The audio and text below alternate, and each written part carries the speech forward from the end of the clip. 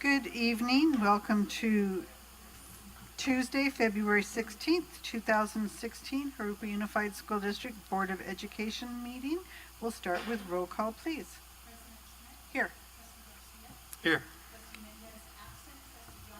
Here. Here. Here. Here. Thank you. And could I have everyone stand for the flag salute, please? Ready, begin.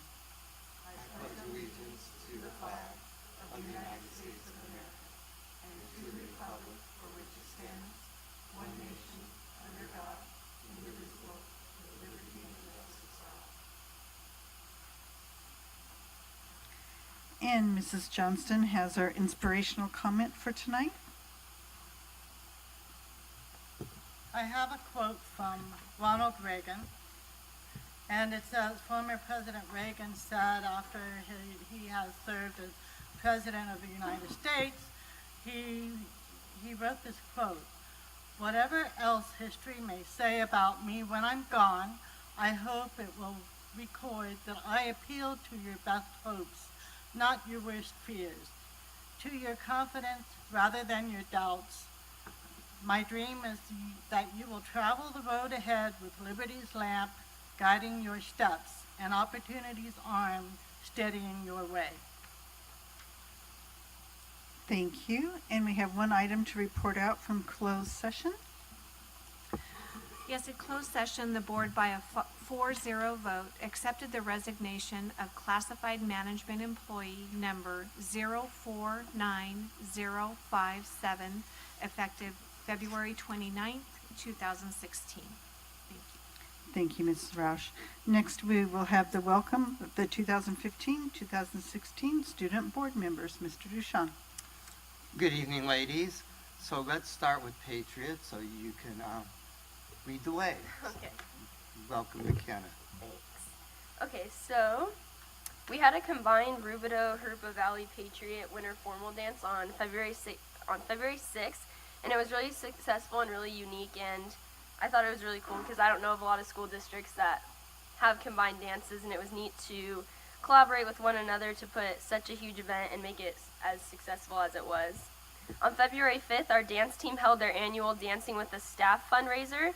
A handful of brave teachers performed some dance numbers and was a fun way for students to connect with our teachers outside of the classroom. The entire freshman class last week came together to hear motivational speakers, learn about the A through G requirements and high school graduation requirements from Link Crew leaders. They took their picture in the cap and gown and signed a banner committing to graduate with their class. These pictures will be delivered to the class of 2019 as a memento during their senior year. It was inspirational to see so many students at this early stage in their high school careers make the commitment to graduate. ASB finished up their Pennies for Patients events, and our student body raised a good amount of money, and we're going to donate that money to benefit children with leukemia.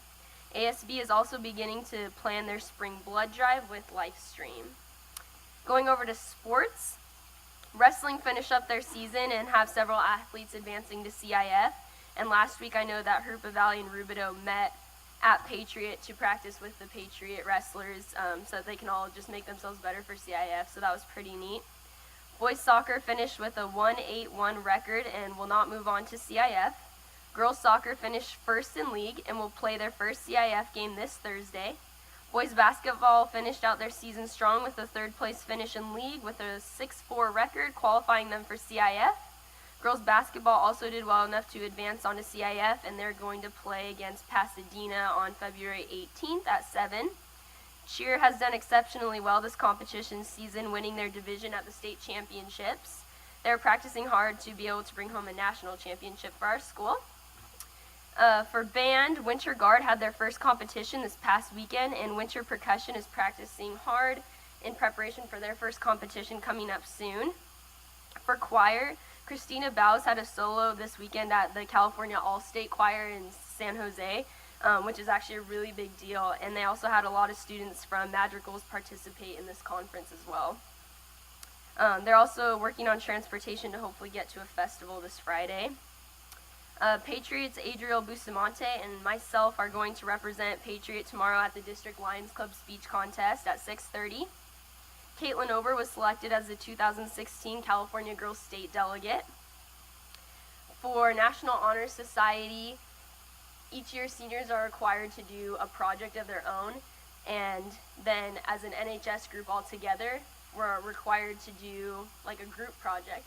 And we actually chose my individual project to do, and I just want to explain that briefly what we're doing. It's called Cleats for Kids. It's an organization that I actually started, and what we're doing is we're collecting like soccer balls and footballs and cleats to donate to local parks, and like anybody who need it. I've gotten like monetary donations to offset registration fees so that underprivileged kids are able to participate fully in sports. So NHS is doing that this week at school, and we're leaving boxes in all our teachers' classrooms and doing like some promotion stuff at lunch. And then CSF is California Scholarship Federation is planning our special ed prom. And then we're also working with Mrs. Ravenscroft over at Camino Real to organize a trip to read to the elementary school kids on Dr. Seuss Day. And that's about it. Thank you. Thank you, Patriot High School, McKenna. Karina, would you like to fill us in for Jurupa Valley High School? Good evening, everyone. Our winter sports season is coming to an end. We are proud of all the hardworking Jags that put in the season. We have teams heading to CIF. Today we had girls water polo and girls soccer play the first game of CIF. Tomorrow is boys basketball, and then on Thursday is girls basketball. Depending on how they do, then we'll be getting more CIF games scheduled to follow. With winter athlete season coming to a close, we are excited for the start of our spring sports. Spring teams have begun practicing and training as they prepare for their season. Our winter ball dance with Rubidoux and Patriot was a success. We had over 1,200 students attend, and it was a great night. All students looked amazing, and it was a lot of fun. Thank you to Rubidoux and Patriot for helping us make such a memorable event. Last Friday was an annual 8th grade visit to Miraloma Middle School. From Miraloma Middle School students, almost every 8th grader from Miraloma Middle attended Jag Rush event. The incoming freshmen had a chance to listen to presenters from our clubs, course programs, and administration, followed by the chance to check out a variety of displays around the gym and areas of the campus, such as ceramics room, the farm, and science classes. The display in the gym ranged from department information to engineering programs to various clubs, performing arts, and athletic teams. The future Jags all seemed to have a great time visiting, and we're excited to continue the process. Next Tuesday, February 23rd, we have an exciting Jag Expo night which is open to all potential future JVHS students and their families. The night will begin at 4:30 with an unveiling of Felipe Orozco award-winning painting Templado, and the Jag Expo will follow in the gym. We hope to see many of you there. Thank you. And thank you. And I want to congratulate the schools on the all-school winter formal. I think that's great. And I really want to thank, if you could pass on to all the students for just making it a great event. It's something that could always have problems, but it's really neat that the schools all came together and it was such a good event. So thank you, and thank you for being here. Thank you, ladies. Next, we'll move on to public verbal comments. And I don't think we have any pink slip. Any comments tonight? Seeing no one move up, we'll go ahead and move on to administrative reports and written communications and start with school facilities program report. Mr. Hanson. Thank you. I have a little PowerPoint here just to kind of give a review of the projects that are taking place here in the district, and so I wanted to give you, the Board of Education tonight, an update on those projects. This will reach from over here. So first and foremost are the projects that we're currently working on at this point. Glen Avon Elementary, the utility infrastructure project. As you know, we've spent the winter putting conduit in the ground at Glen Avon Elementary, in order to retrofit the utilities there once we get to the modernization process or project. At this point, that first phase of the project is complete. That conduit has been buried and backfilled and completed at this time. So now we're waiting for the next phase, which will be the modernization of the school as well as the utility retrofit there. I've got a couple of pictures to show that. You can see here the asphalt that's been placed over the trench.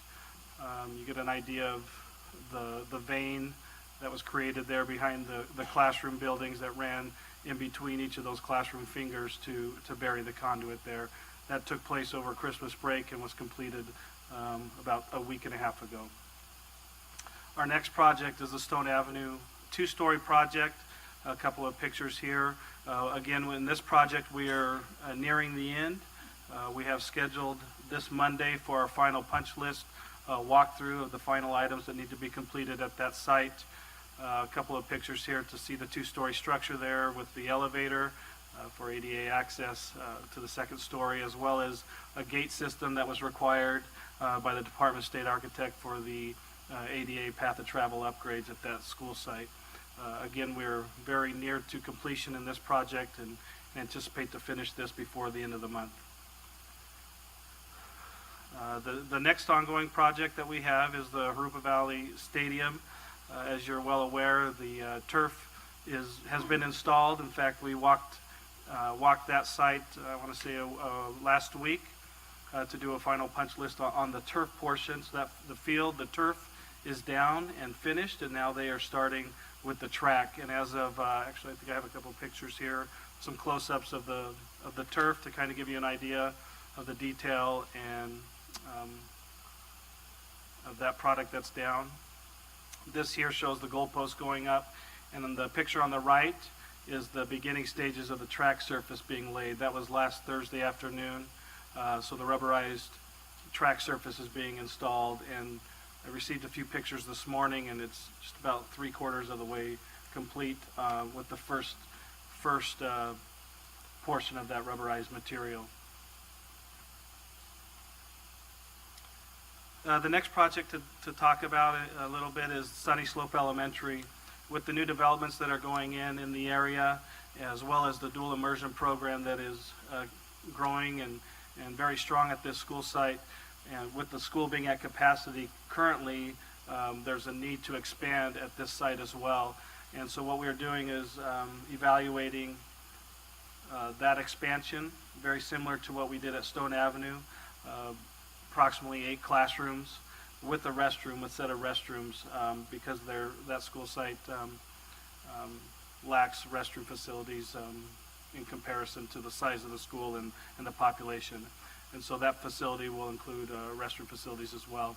So we're in the process right now of designing that building. It'll be a modular building, much like Stone Avenue. We have an architect, Runau and Clark, working on that for us, and we're looking to start this project this summer, at least with the relocation. It will require the relocation of 2 current portables that are there, so that we have a space available to build a 2-story. And so we anticipate to start that work, hopefully before the summer, but through the summer and through the fall. This kind of gives you an idea of what the 2-story might look like with a restroom facility with it. We've also been evaluating Rubidoux High School. As you're well aware, there was a certain portion of that campus that wasn't modernized in 2007. So we're looking at finishing that modernization off with the 1,000 and 1,200 wings, as well as putting a facade on the building. Some of the improvements will include window treatments, doors, the panel systems that you see below the windows. This is a general rendering of what that might look like.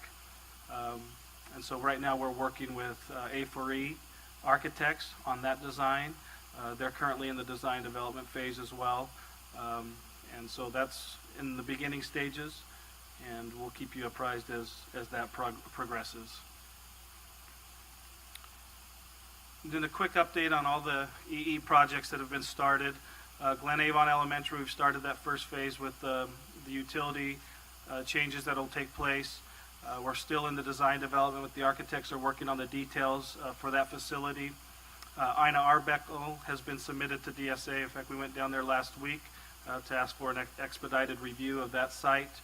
But they're in at DSA right now.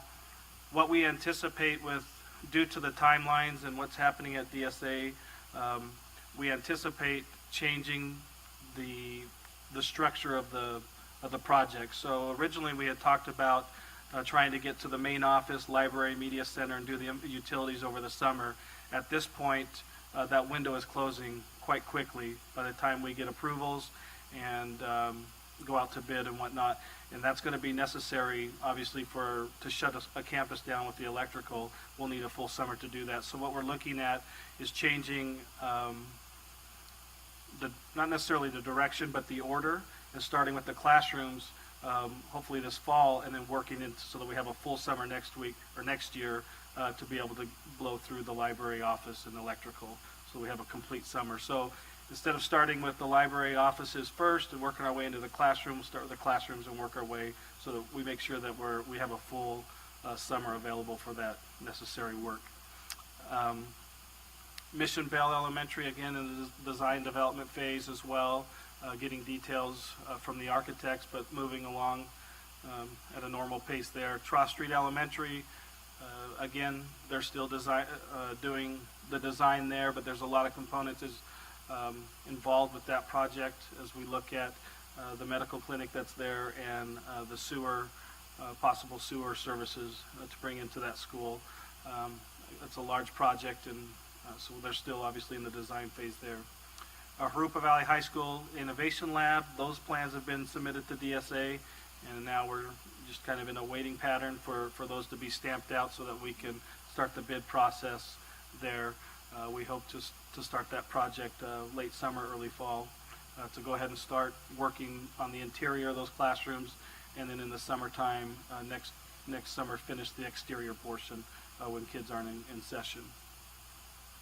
Jurupa, the data center, the parent center are also in the design development phase. We're still working with Silver Creek Industries on the parent center facility and the needs that we have for that facility, and waiting for a proposal from them.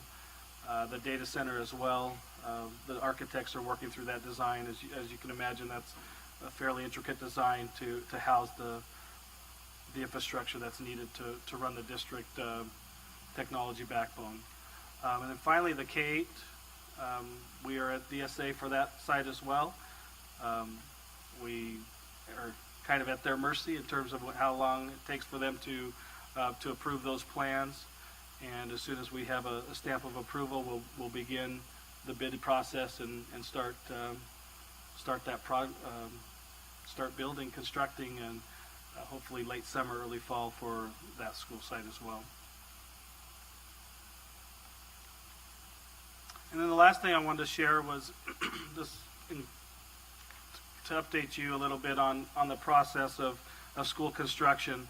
Obviously, if we could build over summers only, that'd be great, but it would take quite a long time to do that. So there is a necessity to construct during school time.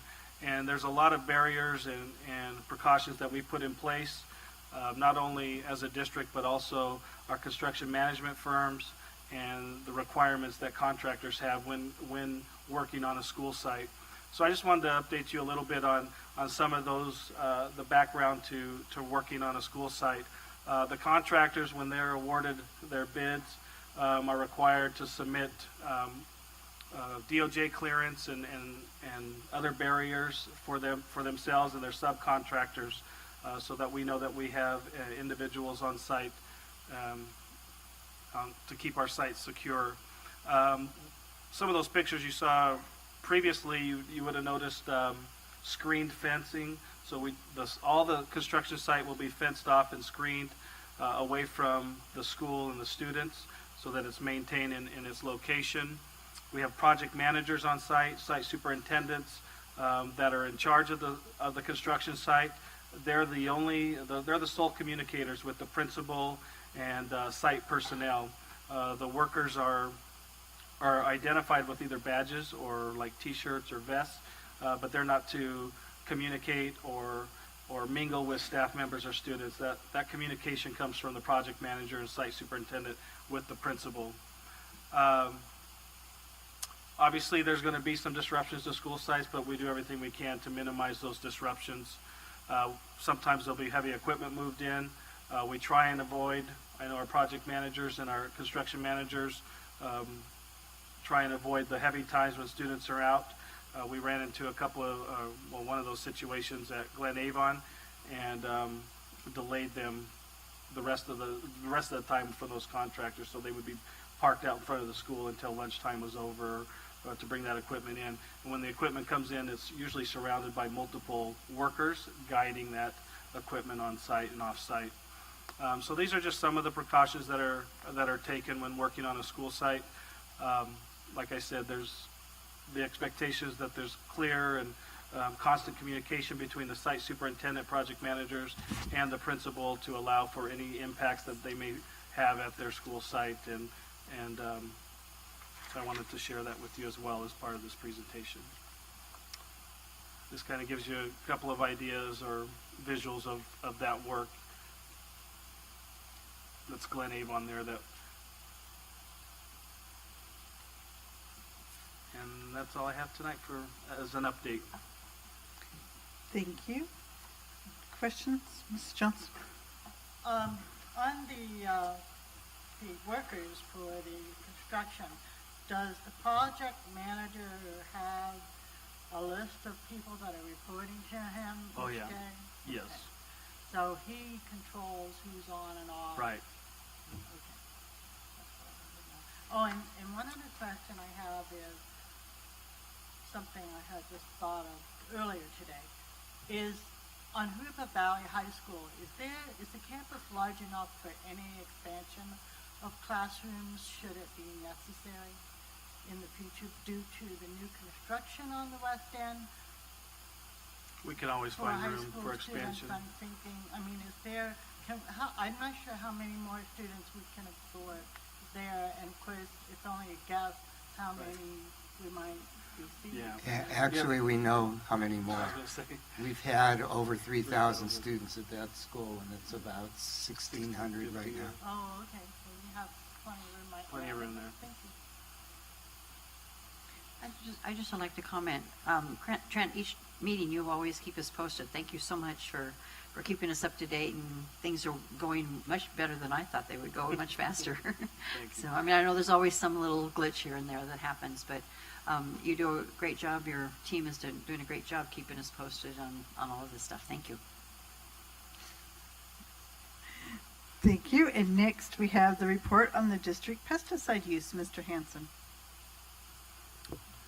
Well, we know that the health and safety of all of our students and staff members are the primary concern for the district as well as the Board of Education. Therefore, in accordance with the district's integrated pest management policy and the Department of Pesticide Regulations recommended guidelines, the district gives preference to those chemicals that pose the least hazardous effects to people and the environment. Complying with this as-needed approach to the pesticide use has resulted in the continued reduction in the amounts of product used. The two main products the district is using are Roundup Pro for weed control and difascinone for gopher control. A copy of the annual pesticide use report is included in the backup materials. And if needed, Mr. Sean Gatewood, our Director of Maintenance and Operations, is available this evening to answer any questions. Any questions? All right, we'll move on to item C, the one-to-one initiative update. Mrs. Ford. And we have another presentation for you, so we'll wait for that to come up. But I did want to update you on our one-to-one phone book initiative. And Mr. Josh Lewis is also going to be helping with this, since he is actually spearheading this initiative. So we want to make sure that he updates you also on what's going on in our classrooms. So the purpose of the one-to-one initiative is really to provide and prepare our students to be 21st century learners and to provide those skills for our students. So what we're focused on is where students are able to learn anywhere and anytime. So really 24/7 learning. Of course, we do want them to make sure that they get a good night's rest as well. Also, personalizing our students' learning so that we have an opportunity to meet students where they're at and be able to provide that learning opportunity for them.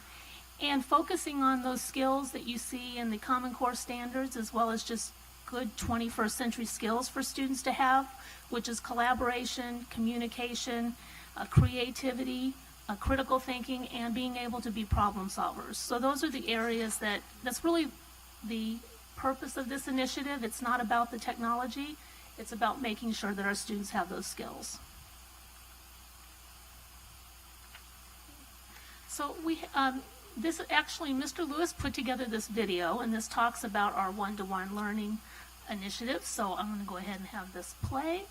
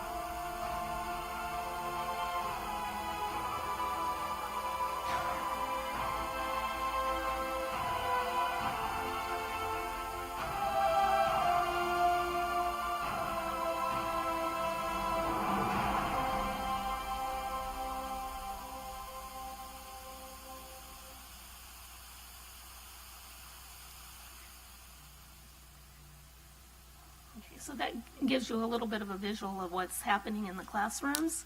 To talk about the deployment timeline. So phase one, as you know, we piloted 2 different types of Chromebooks, and that was 120 Chromebooks in 4 different classrooms. And from that pilot, they identified the Dell Chromebook as being the one, the teachers and the students identified the Dell as being the Chromebook that they liked the best because of the durability of the Chromebook. It also has a light feature that if instead of raising their hand, they can turn on a light on the back of the Chromebook, and that'll show that they need help or assistance. And it was just a much sturdier Chromebook for them. It is a touch screen, so it has a touch and it has the keyboard, so they're able to use both, and the students really like that as well. And then our phase 2, we actually deployed at the end of January and into the beginning of February an additional approximately 5,000 Chromebooks, and that were 6 classrooms at every school site received a Chromebook for every student in those 6 classrooms. And Mr. Lewis will talk more about what's been happening in those classrooms when he takes the presentation.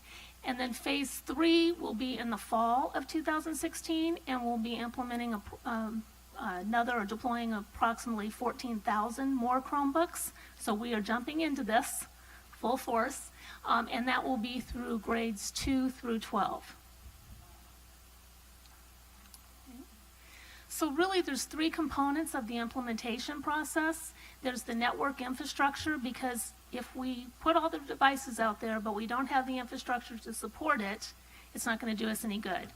So we are in the midst of, at several of our sites, of completely upgrading the infrastructure, and that is coming along, and the progress of that should be done by the end of June. And then in addition, we are simultaneously starting projects to upgrade the wireless at all of our schools. So we will have the wireless capacity across our schools, so every classroom will have a wireless access point to be able to support the Chromebooks. And then, of course, the devices we already talked about, and then the professional development component. So all three of these are interconnected, and Mr. Lewis will talk more about the professional development and the opportunities that we've been able to provide to teachers and will continue to provide to teachers. So Mr. Lewis, I'm going to let you take it away. All right. So in terms of professional development, we're still doing a lot of face-to-face training with our teachers, but we're also leveraging technology so that teachers can learn as they need it. All of our teachers, as you know, have different skill sets in terms of when it comes to technology, and they have different needs depending on the subject that they're teaching. So we really are catering to that and using technology such as Skype and YouTube so that they can keep on learning whenever they need to. It's ongoing. And it really empowers the teachers to take learning into their own hands and whatever the things that they're interested in that regard. In our classrooms, we're really seeing learning environments that mirror our students' daily lives and the realities of their future. Our students are hyper-connected to information.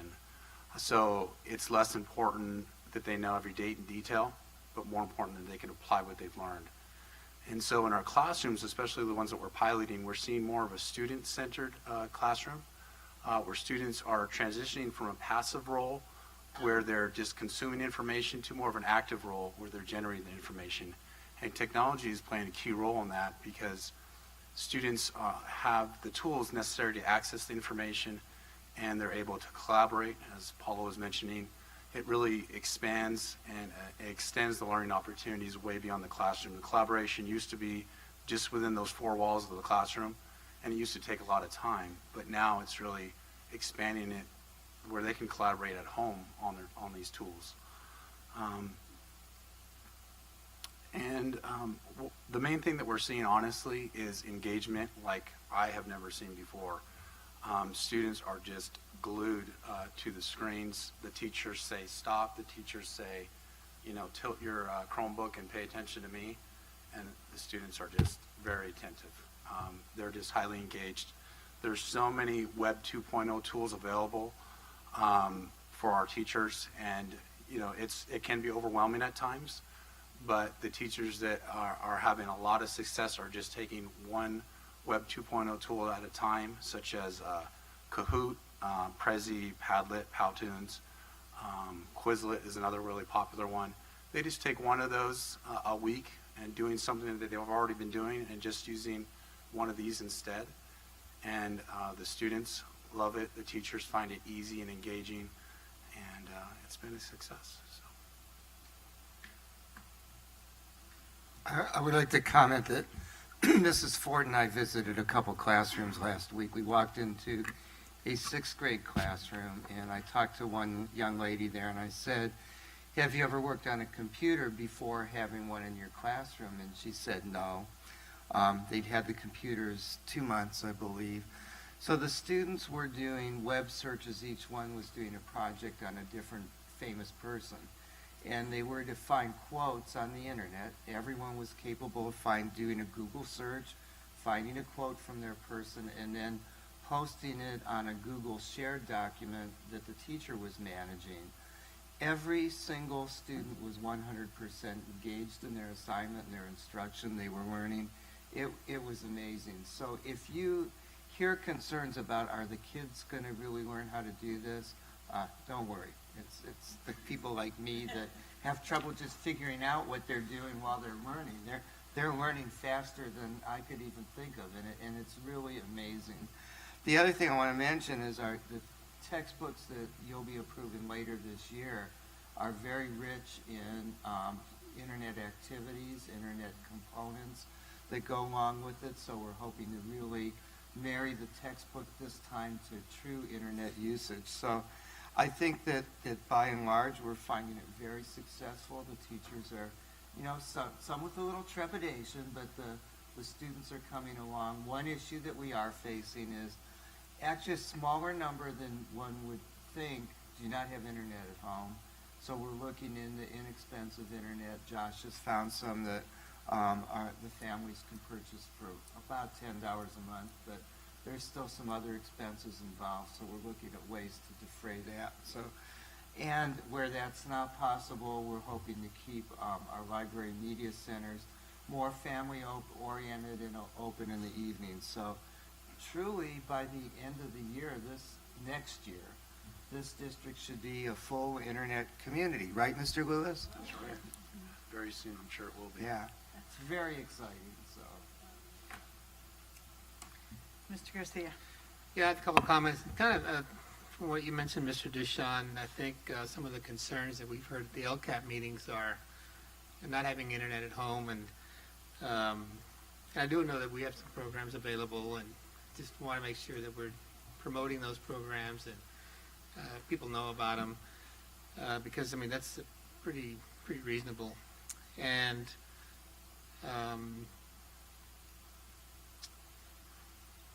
as far as parents being concerned, some of the concerns that we've heard, and it's only been a few at the LCAP meetings, are, my student doesn't know how to use a computer.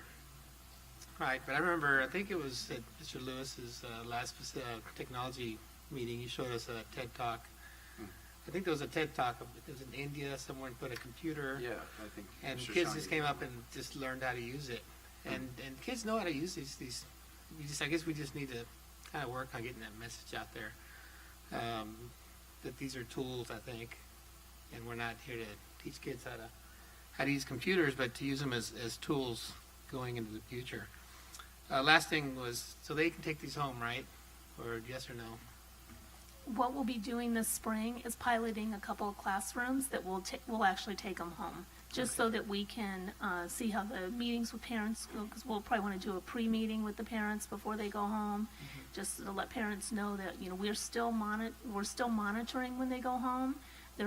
We have a program called Go Guardian that actually still allows us to. They would go through our filtering system, so that when they're home, they're still on our filter. They're not through their own network filter. So we just want to give some information to parents about that, so that they're aware of, what we're able to do. We are able to track the device, so if the device shows up missing, we're able to locate it. So we want to make sure parents are well aware of all of that information. Okay, thank you. Any other questions? A Linda? question. When they do take them home, they're still protected like they are in the classroom, where they can't get onto the off websites, correct? Correct, yes.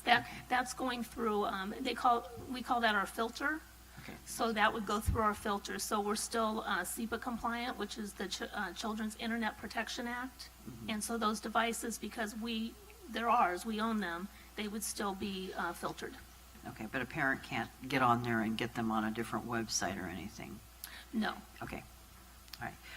Also, I just want to say that I have a sixth grade granddaughter and a fourth grade granddaughter, and they're both doing projects, and they're both doing PowerPoints, and they have a Chromebook at home, so the teachers are utilizing these in the classroom, and these kids, I don't know how to use PowerPoint, I can't do one, but they are just learning so fast. I mean, it's just unreal. So it's going to be great. Will we be the first community that is all technology? Is that something that is? That will be the first, but we'll be the best. Great, thank you. No, it is really exciting, and it's kind of interesting that you bring that up, because watching my kids come out of, they're now far out of high school, but even in applying for jobs, they have to do PowerPoints, they have to use Excel spreadsheets, they have to know word processing. So we're there, and our kids need to be there, and they will be by the time they leave us. And do we have a timeline for TK through 1 when something will be implemented for them? So what we'll be doing for TK and Kinder this year is, or actually for 16-17, is we have the iPads in the classrooms. We will be working with the staff to determine if they want to continue with iPads or if they want to go over to Chromebooks. So we will have at least some in every kinder class. And then at first grade, because we had purchased the laptops at each of the school sites. The first grades will receive the laptops, so students will still have access to keyboarding, and they'll get an opportunity to still work on computers that way. So it won't be one-to-one, but there'll be We'll class. probably be pretty close to one-to-one at first grade, but kinder, we won't be one-to-one in 16, 17, but we more than likely will end up one-to-one by 17, 18. Okay. Any other questions? All right. Item D. Oh, go. Are they protected on the outside? The kids don't have bags to take them home, so are they, is that something that we might need to look towards, getting something for them to carry them home on the buses? We've checked. We've checked with a few different districts, and it's been kind of a 50-50. Some said you absolutely need them, and some have said you don't need them, and they're going to take them off, and they're not going to use them anyway. The cases themselves are almost as much as the devices. Mm-hmm. So what we'd like to do is try without the cases and actually get an idea, and that's why we want to do the pilot this spring with some of them taking them home, so that we can get an idea of how well they hold up. The Dell Chromebooks, and that was one of the reasons they were selected. We had one of them, I think one or two of them dropped. Mm-hmm. During the initial pilot back in November, and both of them held up. So, we're hoping that they hold up well. They are a little bit sturdy. I was thinking of like a cloth one, not necessarily a hard case one, but something where they could, like not a backpack, but a carrier, all that stuff you get at conventions, those bags. And some company could do something like that for us to help the kids because with them going on the buses or walking home, it would be something that would make it easier to carry. Having students that have computers and that they won't use an extra bag, that's just something extra. They'll shove it into their backpack. Yeah, I believe that they probably will end up in their backpacks. So. Okay. Yeah, I have one last question, Mrs. Ford. Now, my son was a part of there was a pilot program in middle school, I think, a few years ago with iPads. Mm-hmm. And we had to actually, I think, purchase an insurance program as part of, taking it home. It was $50 or something. Mm-hmm. So of course we were going to take care of it, but I mean that insurance policy was going to take care of some of that. Is that something that it's going to be required? That's something that we're looking at now, and again, when we've looked at other districts that have gone to a one-to-one initiative, some have gone through that process, and it was through a company called Worth Avenue, I think was the name of the company, and there's other ones out there that offer the same type of policies. So we will look at those. What we've found is that many times those can be, if something does happen to a device, it's difficult to get it replaced, so you still have to loan a device to a student in the meantime, so there's a lot of back and forth, and it's all on the parents to make sure that that gets done, which means that the student could be without a device for a certain period of time. So some districts have opted not to go that way, and it's basically like a textbook, so if it's damaged, they're charged for the device, and then another device would be issued to them in the meantime, so that they're not losing out on any curriculum that they need to make sure that they have. So we're looking at both options. Okay, thank you. Thank you. And next we'll move on to item D, the 2016-2017 Governor's Budget Proposal. Mrs. Ford. This is the night of PowerPoint presentations. So just to provide some information, the governor, released his proposal for the K-12 education budget in mid-January, and so I wanted to provide an update on that. So just to start off with, and that's a little hard to read on the screen, but to start off with, the governor releases his proposal in mid-January of each year, and he's been on time, actually usually a week early. This governor tends to be a little bit early in the process. And then after that, between January and May, when the May revise comes out, which is about mid-May, the governor, the legislature actually kind of back and forth and decides what's really going to go into the budget. So then after that, we actually adopt our budget based on the May revise that the governor provides.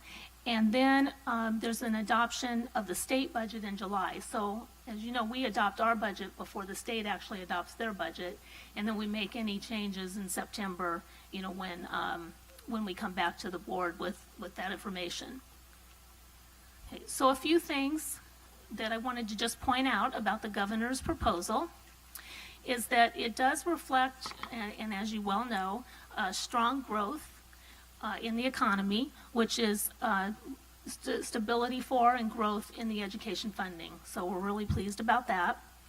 The economic growth is strong, and but the governor has stated, and you'll see if you watch any of his presentations, that we still need to be cautious of a recession that could happen and begin within the next few years. And basically that's stated because we've been in a increase in an economic growth for about 6.5 years now, and typically the average economic growth is about a 5-year span. So he's just cautious, and this is a very cautious governor. And then the funding for the local control accountability plan, that does remain his top priority. And you'll see that the local control funding formula is actually being funded ahead of schedule. So we weren't actually to be fully funded until 2020-21. And starting in 16-17, or in 16-17, we're estimating to be at about 94.5% funded at that point. Okay. Also, the potential extension of Prop 30 temporary tax could provide additional stability for the Prop 98 guarantee. And again, that is something that will be on the ballot, but we don't know for sure if that will come through. So what you'll see in my presentation is all without that extension of Prop 30 taxes. Okay. So Proposition 98 funding, if you see over time what we looked at our lowest in 2011-12, we were funded under Prop 98 at $47.3 billion, and now we in 16-17 are estimated to be up to 71.6. So as you can see, we've had exponential growth, which has been wonderful for education. And again, this is without the Prop 30 temporary tax extension. The governor's budget proposal, just some of the items to highlight in the proposal. There's $2.8 billion that he's identified for the local control funding formula, again, to close that gap. So the gap closure percent, or the percentage that's contributing to close the gap, is 49.08%. And that could change. Again, this is what he's proposing.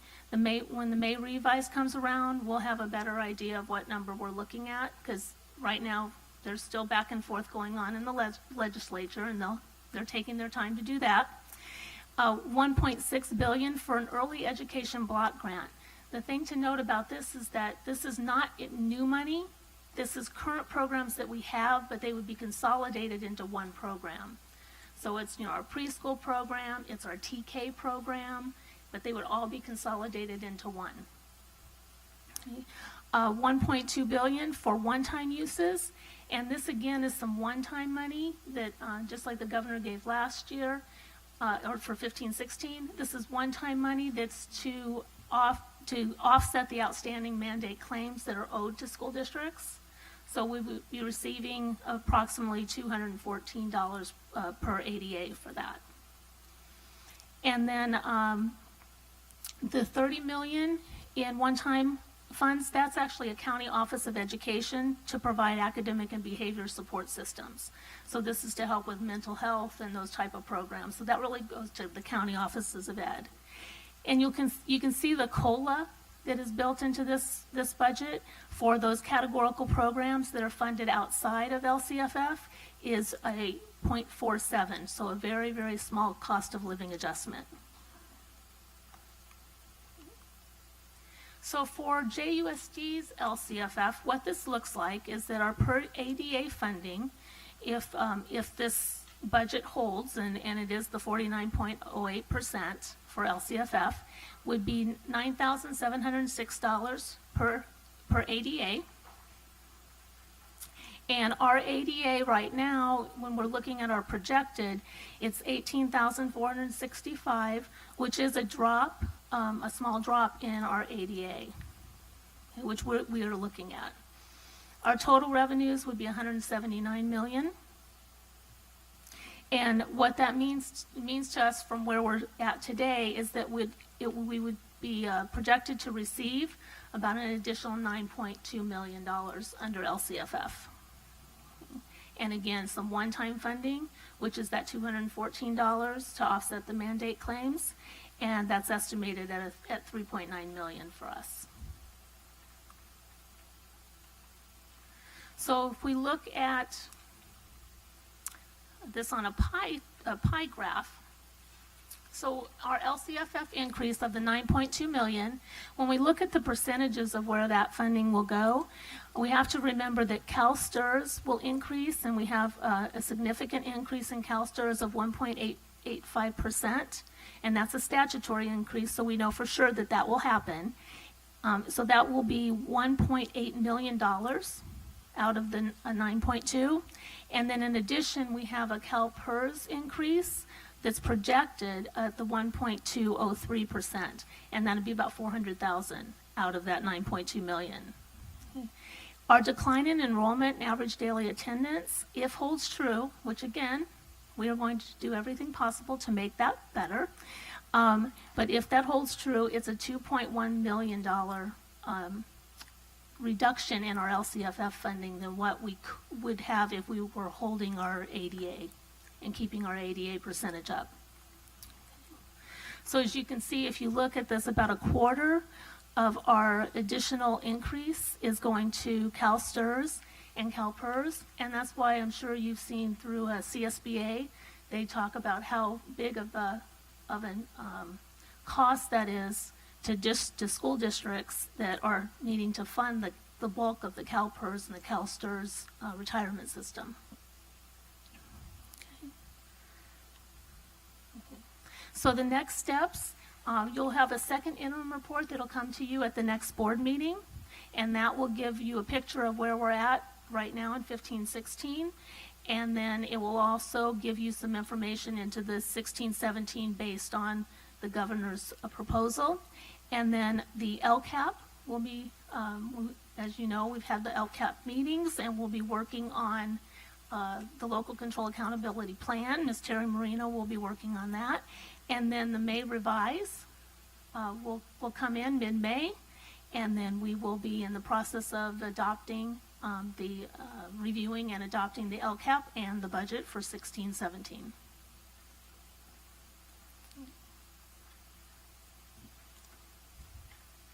Any questions or comments?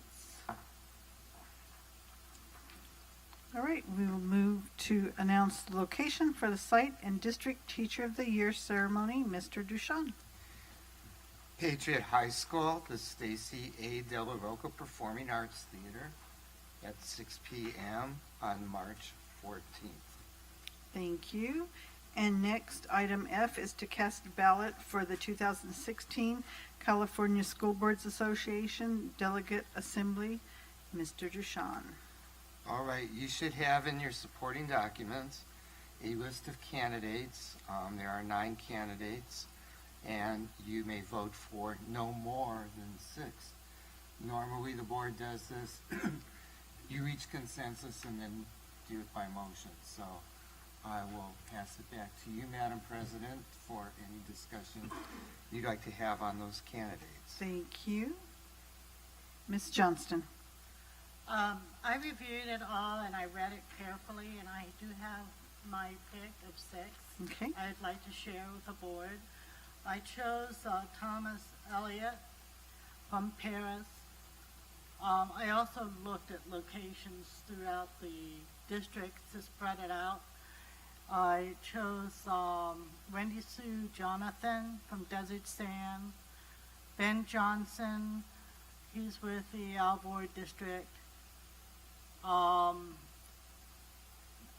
Marla Kirkland from Valverde, Sue Lara for Beaumont, and Susan Scott, who's also is an existing representative in Lake Elsinore.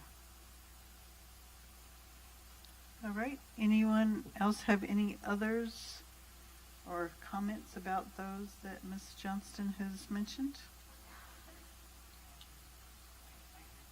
Yeah, those are the exact same ones I had. Yes. All right, so by consensus, do we want to go with those 6 names as stated by Mrs. Johnston to Yes. submit our ballot? All right. Okay. All right, thank you. Now I gotta get back to, there we go. And there are no other reports. All right, thank you. And it doesn't want to go to. Yeah. All right, next is public hearing session. And first is to hold a public hearing on the initial bargaining proposal for NEA Jurupa. Ms. Roush? Yes. As required by law and board policy, the board should conduct a public hearing on the district's initial bargaining proposal to NEA Jurupa for the 2016-2017 school year. The purpose of this public hearing is to provide an opportunity for the public to express its opinion to the board concerning the initial negotiating proposal, which is included in the supporting documents. The board president should formally open and close the public hearing on the proposal. Thank you. And at this time, I will open the public hearing on the initial bargaining proposal to NEA Jurupa. Do we have anyone that would like to make comment? Seeing none, we will close that hearing and hold the public hearing on the initial bargaining proposal from NEA Jurupa. Mrs. Rosh. And this is the exact same thing as the previous agenda item, and it's NEA's Jurupa's proposal to the district, and the initial negotiating proposal is included in the supporting docs. And so the board president should formally open and close the public hearing on the initial bargaining proposal from NEA Jurupa. Thank you. And at this time, I will open the public hearing on the initial bargaining proposal from NEA Jurupa. Anyone that would like to make comments? Seeing none, we will close that public hearing and move on to action session to approve routine action items A1 through 41. So moved. Have a motion by Mr. Garcia, Second. a second. Call for the vote, please.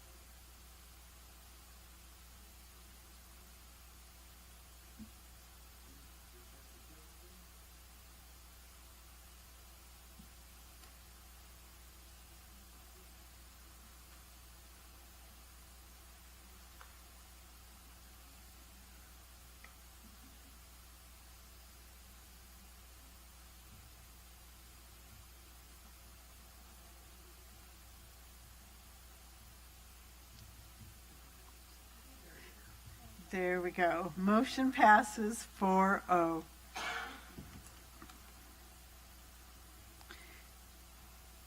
Next is item B, to approve the instructional materials for review. Thank you. We have a couple of texts we would like you to approve for review tonight. One is Literature, an Introduction to Fiction, Poetry, Drama, and Writing, and that is for our AP Literature and Composition class. And the reason we're bringing that to you tonight is as the AP tests change, we have to update new and improved textbooks to keep up with those changed assessments so our students can be successful. The second set is Integrated Math 1, 2, and 3, Common Core. As you know, we made the decision, or at the sort of request of our math teaching staff at the high school level, to change from the Algebra 1, Geometry, Algebra 2 traditional model of classes to Integrated Math 1, 2, and 3. So in doing that, it was necessary to get a new adopted set of textbooks that would match those new classes. Those classes began in August with 9th grade and Integrated Math 1. So we're actually asking you to adopt Math 1, 2, and 3 texts, but we won't be using Math 2 until the following year and Math 3 until the year after that.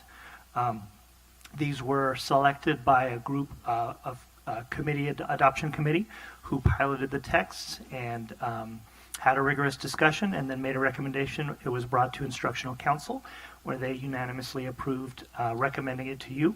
So now we're asking that you approve it for review, and we will place it on for public display at both libraries and at the district office for 13 days, and then bring it back to you after that period of time and ask you to adopt. Thank you. I recommend approval. Move to approve. Second. Motion by Mrs. Johnston, second by Mr. Garcia. Questions or comments? Call for the vote, please.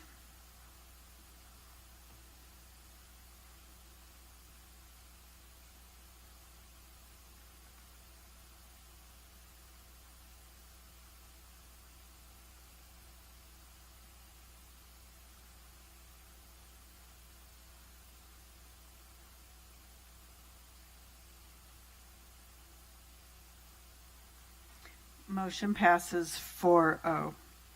Item C is to adopt resolution number 2016-39, the resolution for procurement of technology equipment pursuant to Public Contract Code Section 20118.2, Chromebooks. Mrs. Ford.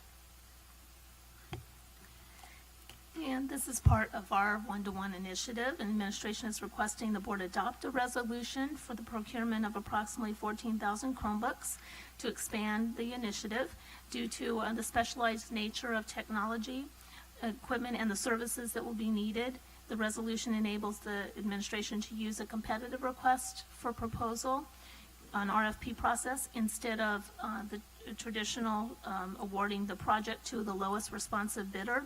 The RFP will include an evaluation matrix that will help the district be able to determine that the bidder who submits a proposal actually is the best qualified vendor to be able to complete the project and meet all of the standards that we have in place for the Chromebooks. And once we have the bidder selected or the vendor selected, administration would bring that recommendation to the board for approval. So the largest factor, of course, will be pricing, but we will have other factors on our matrix that they would have to meet. So administration recommends the board adopt resolution number 2016/39, resolution for procurement of technology equipment pursuant to Public Contract Code Section 20118.2, Chromebooks. Thank you. So move. Have a motion by Mrs. Chard, Second. second by Mr. Garcia. Questions or comments? Call for the vote, please.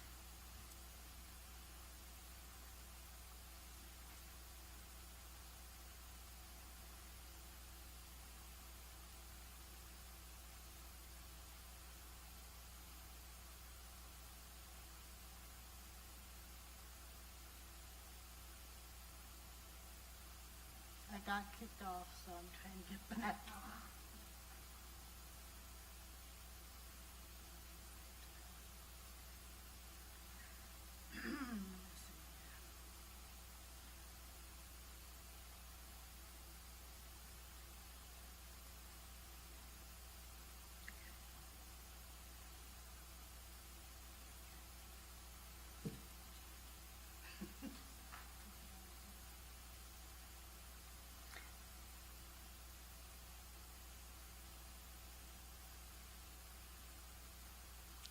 Motion passes 4-0. Item D, adopt resolution number 2016-40, resolution of the Board of Trustees of the Jurupa Unified School District approving purchase agreements between the district and SCB Wineville LLC and Ferris Miraloma II LP respectively, and delegating authority to take other action necessary to complete acquisition of real property. Mrs. Ford. Well, we're very excited to bring this one to the board, this resolution. As you know, in May 2014, it's been that long, the district entered into 2 mitigation agreements with developers Lennar Homes, which is Ferris Miraloma, and William Lyon Homes, which is represented by SCB Wineville. As part of the agreements, the district was entitled to acquire 2 contiguous properties. One is a 4.38 acre property, and the other is a 6.32 acre, which together comprise a 10.7 acre, which would make up the K-8 site, school site.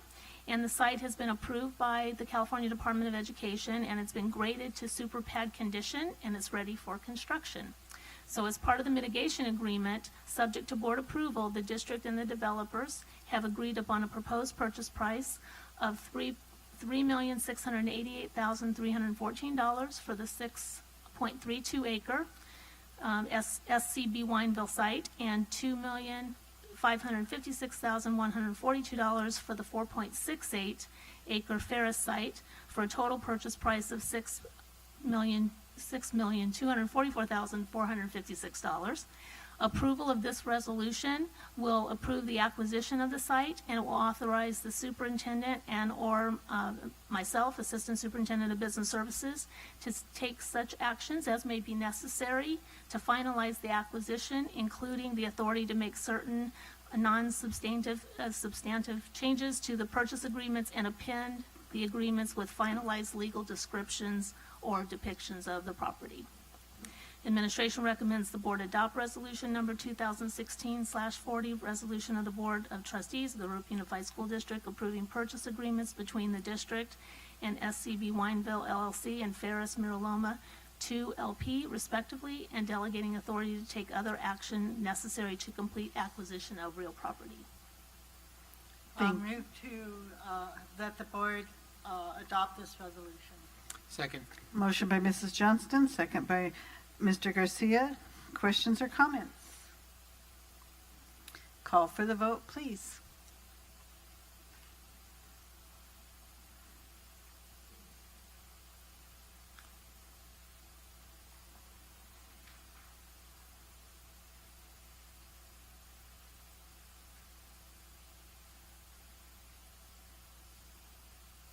Motion passes 4-0. And thank you, board. It's been a long time. 2 years is a long time to have to wait to get things started, but at least now we can get started on the property and shortly get started on building the school itself. Next, we'll move to board member comments and committee reports. And Mr. Garcia, we'll start with you tonight. Thank you. First of all, I'd like to thank our student school board members for all the information you brought us tonight.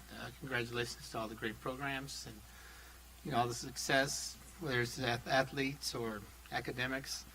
And McKenna, I really want to congratulate you on the program, Cleats for Kids. It's a really great program.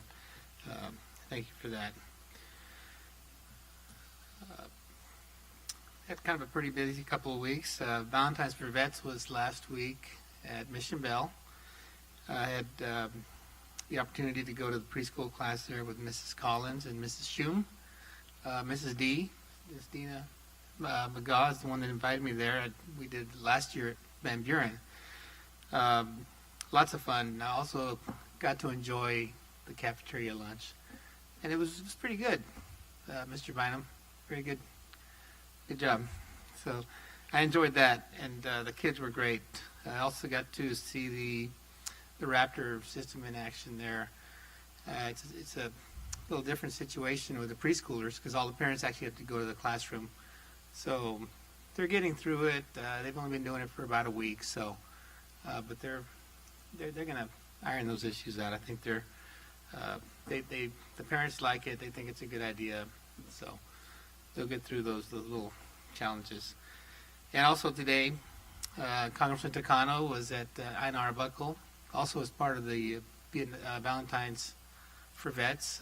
Mr. Duchan, Ms. Ford were there, and got to speak to the kids. I think they were like third, fourth, and fifth graders. Great program. And the school district had been notified, or the schools had been asked if they would participate. And so Mrs. Collins called me on Friday, because a lot of schools donated or made Valentines for the vets. And so I picked up a box on Friday and delivered them to Country Village veterans, the VFW, and the American Legion. It must have been over 600 Valentines total. So I want to thank all the kids in the district for participating in that. All the veterans really enjoyed that. This past Saturday, I had an opportunity to represent Jurupa Unified in the Black History Parade in Riverside. It was a lot of fun. I got to ride in a train with Riverside Unified School District Board President Tom Hunt and also Patricia Locke Dawson and some administrators. So we got invited a little bit late, so hopefully next year I think we might get a little more advanced warning. Maybe we can all go out there. It'd be really great. It was a super day. Got to tour the Jurupa Valley High School Stadium a couple weeks ago. Thank you for that, Mr. Hanson. It's coming along well. I can't wait to see the track, and I'm excited to see that at graduation. LCAP meetings, had an opportunity to go to all those. A little light on the participation this year, and I know that the district's working on hopefully drumming up more parent involvement for next year, and hopefully the online survey, I think it's almost ready, I believe, and hopefully we can get some good comments there online. And coming up, just want to remind everyone, Science Fair is tomorrow, I think, or Thursday is the judging, so at Jurupa Valley High, if anybody's interested in that. And Read Across America, so I've been invited to Mission Bell, so you can't go there, so pick another school. So, and that's all I've got. Thank you.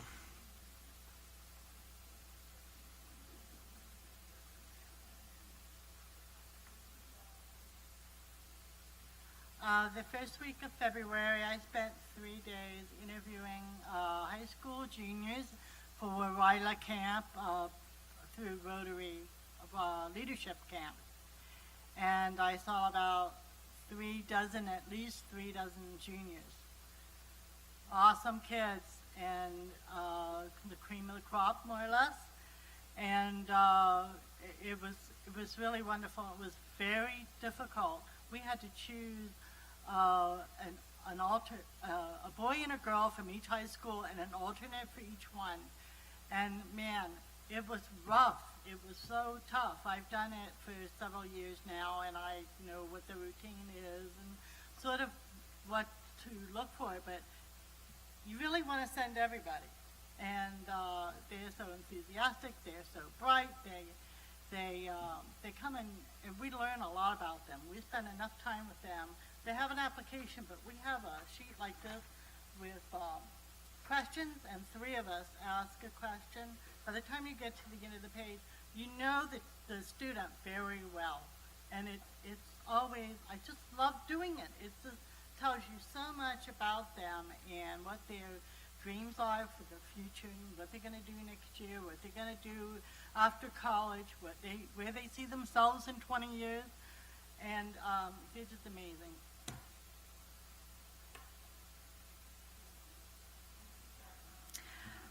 Well, I don't have a lot to say tonight, but I do want to comment that congratulations to all the athletes at all the high schools. I know Rubio also has some competing in CIF. They're not here tonight, but we did get a letter regarding that. I wish them all a lot of luck, and it's good to see that our athletes are doing so well. Congratulations on your project. I hope it goes well. Let's see what we can find at our house. We've got some old cleats and stuff. Also, I would like to say that I went to one of the LCAP meetings at Mission Middle School with Mr. Garcia, and then I also attended the staff one at Rubidoux High School, and there were some Rubidoux staff members there, but there were also some other staff teachers there, giving their comments, and they had some really good ideas. So everyone is really interested in the LCAP, trying to make it just a little bit better. Most of them, I don't think they had a lot of changes, but there were some good ideas and some good suggestions for us to take into consideration when we were writing it. Other than that, I don't have much. Just looking forward to the next meeting when we'll be able to see our teachers, our best of the best teachers. All right, thank you. And I want to congratulate all the sports teams too that are going to CIF, and even those that didn't make it, they still are great teams, and not everyone can make it to CIF. Also remind everyone that our FFA and 4-H students are out this week at Indio Fair and Date Festival, and Saturday is the animal auction, so if you want some good homegrown meat, it's the place to go. And